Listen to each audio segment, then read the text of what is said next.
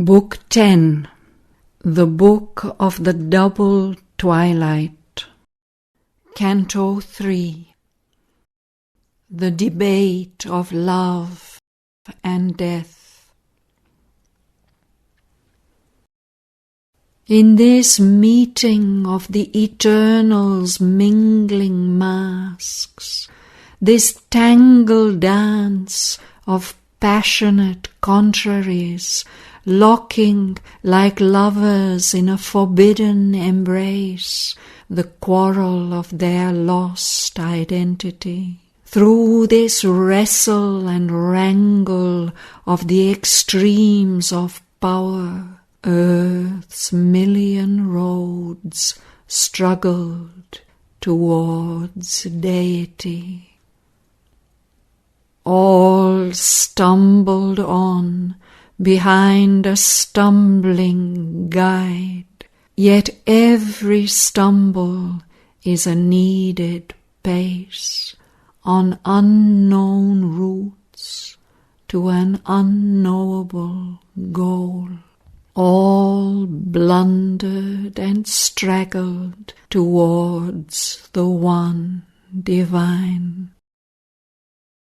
As if transmuted by a Titan spell, the eternal powers assumed a dubious face. Idols of an oblique divinity, they wore the heads of animal or troll, assumed ears of the fawn, the satyr's hoof, or harboured the demoniac in their gaze. A crooked maze they made of thinking mind. They suffered a metamorphosis of the heart, admitting bacchant revellers from the night into its sanctuary of delights, as in a Dionysian masquerade.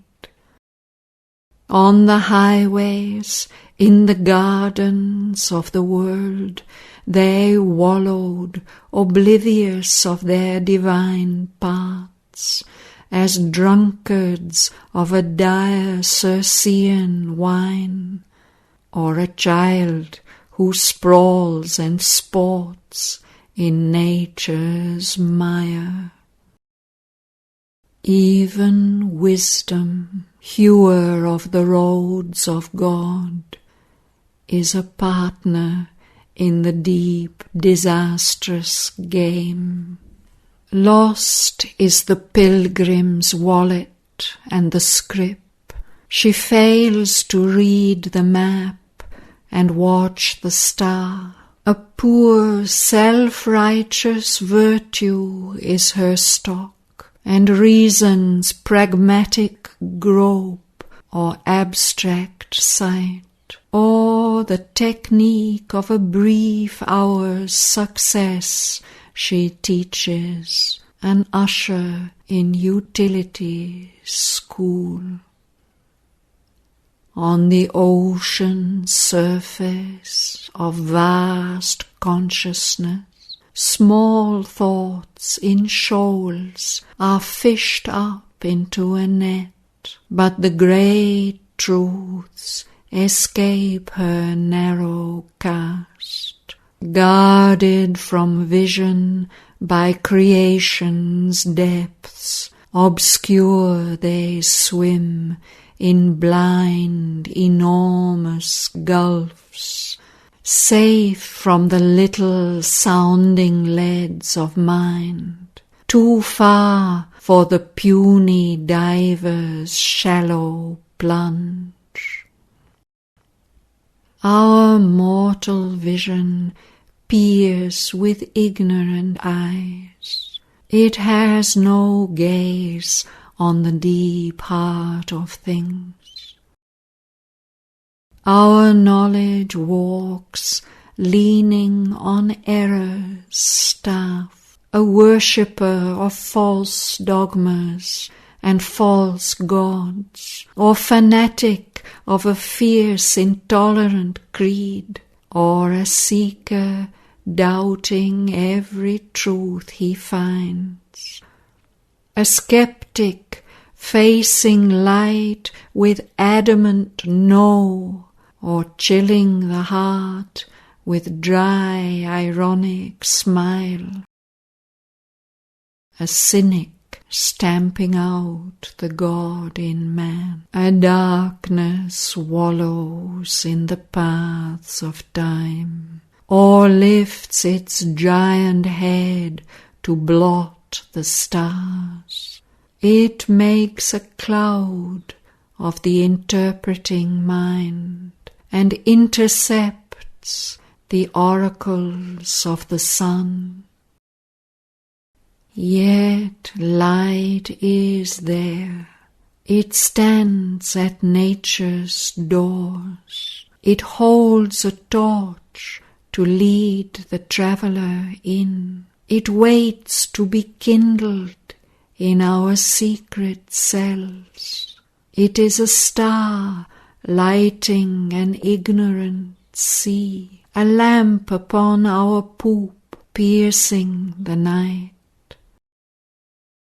As knowledge grows, light flames up from within. It is a shining warrior in the mind, an eagle of dreams in the divining heart, an armor in the fight, a bow of God.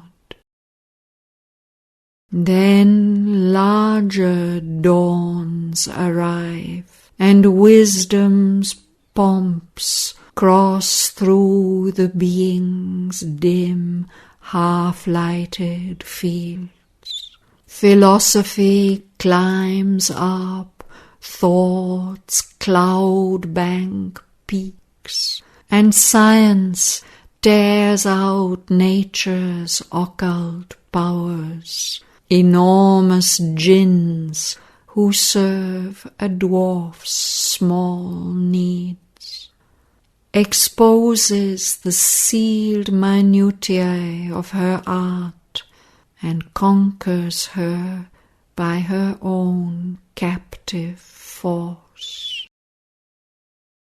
On heights unreached by mind's most daring soar, upon a dangerous edge of failing time, the soul draws back into its deathless self. Man's knowledge becomes God's supernal ray. There is the mystic realm whence leaps the power whose fire burns in the eyes of seer and sage, a lightning flash of visionary sight. It plays upon an inward verge of mind. Thought, silenced, gazes into a brilliant void. A voice comes down from mystic unseen peaks, a cry of splendor from a mouth of storm. It is the voice that speaks to nights profound. It is the thunder and the flaming call.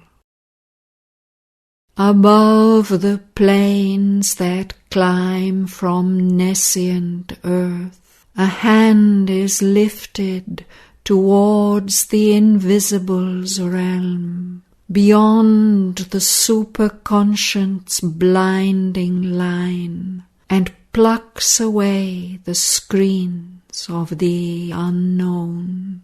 A spirit within looks into the Eternal's eyes.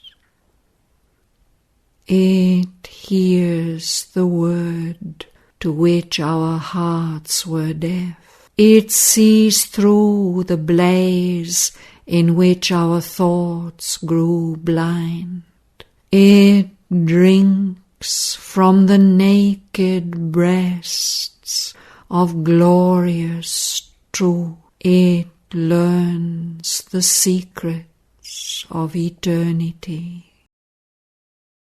Thus all was plunged into the riddling night. Thus all is raised to meet a dazzling sun. O death, this is the mystery of thy reign. In earth's anomalous and magic field, carried in its aimless journey by the sun, mid the forced marches of the great dumb stars, a darkness occupied the fields of God, and matter's world was governed by thy shape. Thy mask has covered the Eternal's face. The bliss that made the world has fallen asleep. Abandoned in the vast, she slumbered on.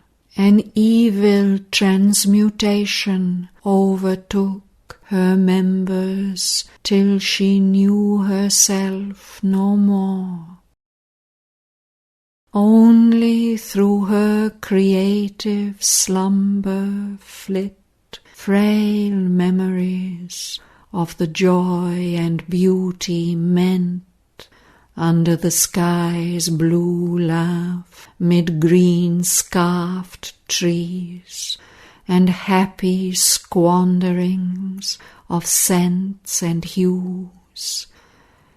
In the field of the golden promenade of the sun, and the vigil of the dream light of the stars, amid high meditating heads of hills, on the bosom of voluptuous rain-kissed earth, and by the sapphire tumblings of the sea. But now the primal innocence is lost, and death and ignorance govern the mortal world, and nature's visage wears a greyer hue. Earth still has kept her early charm and grace. The grandeur and the beauty still are hers, but veiled is the divine inhabitant. The souls of men have wandered from the light, and the great Mother turns away her face. The eyes of the Creatrix bliss are closed, and sorrow's touch has found her in her dreams. As she turns and tosses on her bed of void, because she cannot wake and find herself, and cannot build again her perfect shape, oblivious of her nature and her state, forgetting her instinct of felicity, forgetting to create a world of joy, she weeps and makes her creatures' eyes to weep, testing with sorrow's edge her children's breasts. She spends on life's vain waste of hope and toil the poignant luxury of grief and tears.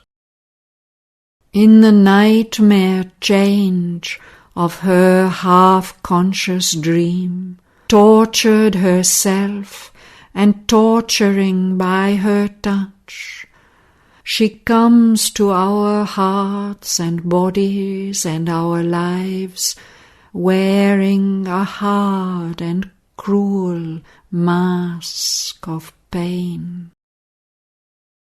Our nature, twisted by the abortive birth, returns wry answers to life's questioning shocks. An acrid relish finds in the world's pangs, drinks the sharp wine of grief's perversity. A curse is laid on the pure joy of life.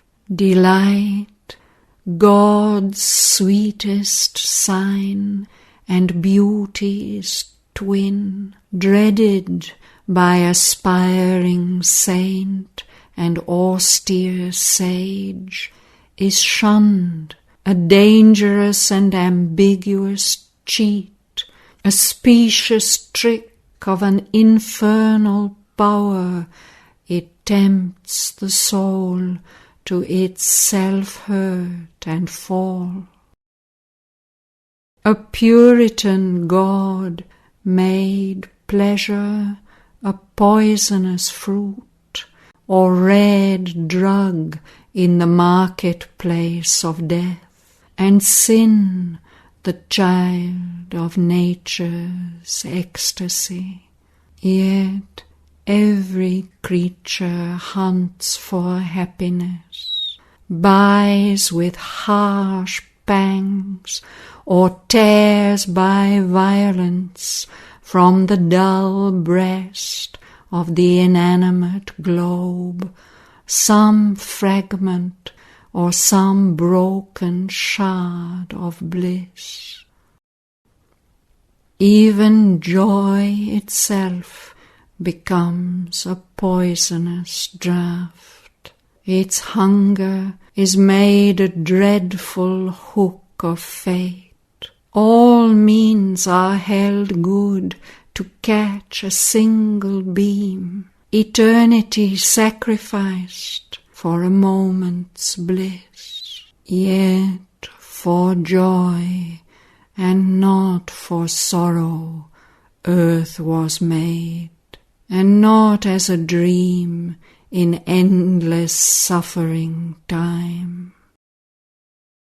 Although God made the world for his delight, an ignorant power took charge and seemed his will, and death's deep falsity has mastered life. All grew a play of chance, simulating fate.